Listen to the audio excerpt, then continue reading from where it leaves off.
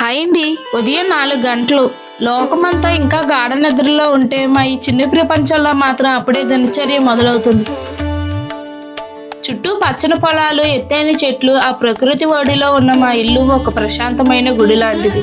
రాత్రి వదిలేసిన గ్యాస్ స్టవ్ను శుభ్రంగా తుడుచుకోవడంతో నా ఉదయం పరుగులు పెడుతుంది.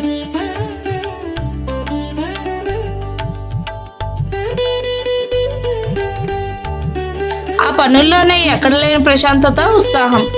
గదులన్నీ కడిగేసి బయట అరుగుల మీద కూడా నీళ్లు జల్లి శుభ్రం చేస్తుంటే ఆ వచ్చే మట్టి వాసన మనసుకు ఎంత హాయిగా అనిపిస్తుందో.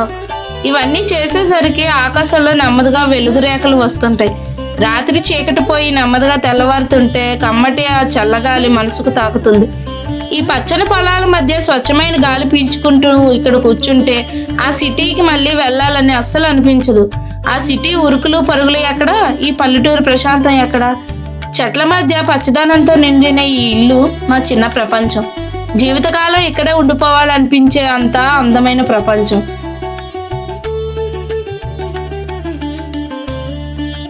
ఈ పనులన్నీ పూర్తయిన తర్వాత మా చిట్టి తల్లి వర్షిణిని కూడా నిద్రలేపాను. ఉదయాన్నే ఇద్దరం కలిసి బ్రష్ చేసుకొని శుభ్రంగా మొఖాలు కడుక్కున్నాం. ఆ తర్వాత ఇంటి ముందు కల్లాపు చల్లి ముగ్గులు పెట్టడం మొదలు పెట్టాను. నేను ముగ్గులు వేస్తుంటే మా వర్షిణి ఊరుకుంటుందో చెప్పండి. నాతో పాటే తను కూడా ముగ్గులు వేయటానికి ఎంత చక్కగా ప్రయత్నిస్తుందో చూడండి. మా చిట్టి తల్లి వేసిన ముగ్గు భలే ముద్దుగా ఉంది కదూ. ఇలా ఉదయాన్నే పిల్లలతో గడిపితే ఆ రోజంతా ఎంతో ఉత్సాహంగా ఉంటుంది. ఇలా ఇంటి పనులన్నీ ముగించుకొని మేమంతా స్నానాలు చేసి గుడికి వెళ్ళడానికి రెడీ అయ్యాం. నేను, వర్షిణి, అలాగే మా బావగారి పిల్లలు పూజ, ప్రవీణ్ అందరం కలిసి మా ఊర్లో ఉన్న పరమేశ్వరుని దర్శనం కోసం గుడికి బయలుదేరాం. శివాలయం దగ్గరికి చేరుకోగానే ముందుగా బయట ఉన్న బోరు దగ్గర అందరం కాళ్ళు చేతులు శుభ్రంగా కడుక్కొని గుడి లోపలికి వెళ్ళాం. ముందుగా గుడి చుట్టూ భక్తిగా ప్రదక్షిణాలు చేసాం.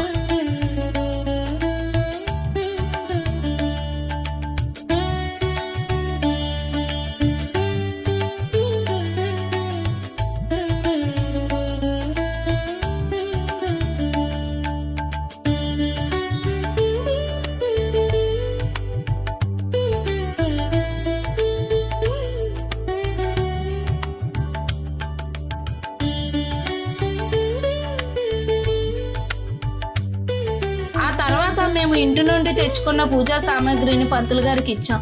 పంతులు గారు శివలింగానికి ఎంతో ఇష్టమైన పాలాభిషేకం చేస్తుంటే 2 కళ్ళు చాలలేదు.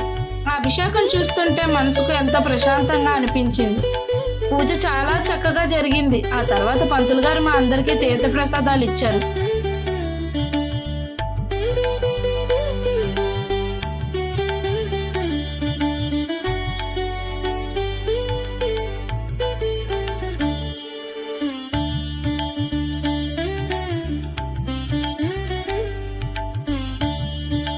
ఆ శివయ్య ఆశీస్సులు తీసుకొని గుడి నుండి బయటకు వచ్చాం. గుడి నుండి ఇంటికి రాగానే మా ఇంకో ఛానల్ ఉంది కదండి, ఇండియన్ విలేజర్ నోకమ్మ ఛానల్. ఆ ఛానల్ కోసం ఒక చిన్న వీడియో షూట్ చేశాను. ఆ పని పూర్తవగానే నేను, మా ఆయన కలిసి మా వేరుశనగ చేనుకు మందు కొట్టడానికి బయలుదేరాం.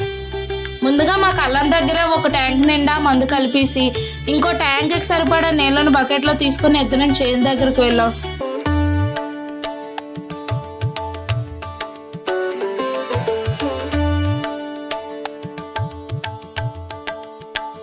మా ఆయన పొలానికి మందు కొట్టడం మొదలుపెట్టారు. పక్కనే గట్టు మీద నీళ్లు పారుతుంటే ఆ ప్రకృతి అందం చూస్తుంటే భలే అనిపిస్తుంది కదా.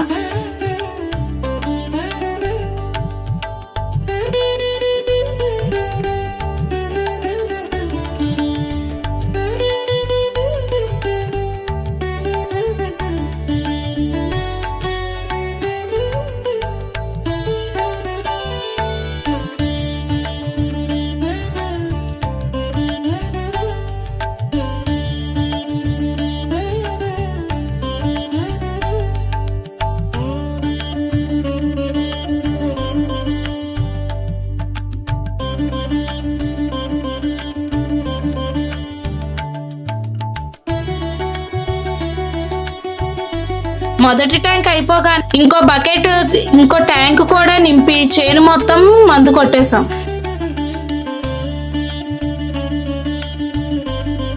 చూశారు కదా మా వేరుశనగ చేను ఎంత పచ్చగా ఎంత బాగుందో. తొందరలోనే ఈ వేరుశనక్కాయలు పండుతాయి. మేమైతే వీటిని ఇక్కడ లోకల్గా చెనక్కాయలు అని అంటాం. ఈ చెనక్కాయలు పండిన తర్వాత ఎవరికైనా తినాలనిపిస్తే ఏమాత్రం ఆలోచించకుండా మా ఊరికి వచ్చేయండి, అందరం కలిసి కూర్చొని తిందాం. మొక్కల పని అయిపోయింది కదా, రండి మీకు మా నాటుకోళ్ళ ఫామ్ చూపిస్తాను. చూడండి మన నాటుకోళ్ళు ఎంత యాక్టివ్గా ఉన్నాయో. లోపలికి వెళ్ళి చూద్దాం, గుడ్లు ఏమైనా పెట్టాయేమో. చూడండి ఈరోజు మనకి 4 నాటుకోడి గుడ్లు దొరికాయి. భలే సంతోషంగా అనిపిస్తుంది కదండి. మన సొంత ఫామ్లో ఇలా రోజుకు 4-5 గుడ్లు దొరికితే భలే ఉంటుంది కదా. ఇక మధ్యాహ్నం అవ్వగానే చింతపండు పని మొదలు పెట్టానండి. ముందుగా చింతపండు పొట్టు అంతా వలిచేసి లోపల ఉన్న చింతపిక్కలు కూడా జాగ్రత్తగా తీసేసాం. ఇలా తీసిన చింతపండుని బాగా ఎండబెట్టాను. ఇప్పుడు దీంట్లో కొంచెం ఉప్పు పసుపు వేసి కలుపుతున్నా. ఇలా చేసి ఒక గోనె సంచిలో స్టోర్ చేసుకుంటాను.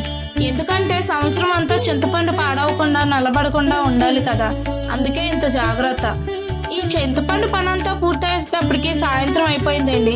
మా వాతావరణం కూడా భలే చల్లబడింది. ఉదయాన్నే పప్పు నానబెట్టాను కదా, అందులో రేపటికి కొంచెం దోశలకు ఉంచి మిగిలిన పప్పుతో గారెలు వేయడం మొదలుపెట్టాను. వేడివేడి గారెలు వేసుకొని ఇంట్లో అందరం కలిసి కూర్చొని తిన్నాం. కానీ అప్పటికే బాగా చీకటి పడిపోవడంతో మేము గారెలు తినే క్లిప్ని తీయలేకపోయానండి. ఏదేమైనా ఈరోజు వ్లాగ్ అయితే ఇదండి. మాకైతే శివరాత్రి రోజు చాలా ప్రశాంతంగా గడిచింది. ఈ వీడియోని ఇంత లేట్గా అప్లోడ్ చేస్తున్నానని ఏమనుకోకండి ప్లీజ్. ఈ వీడియో మీకు నచ్చితే లైక్ చేసి ఛానల్ని సబ్స్క్రైబ్ చేసుకోవడం మర్చిపోకండి. బాయ్.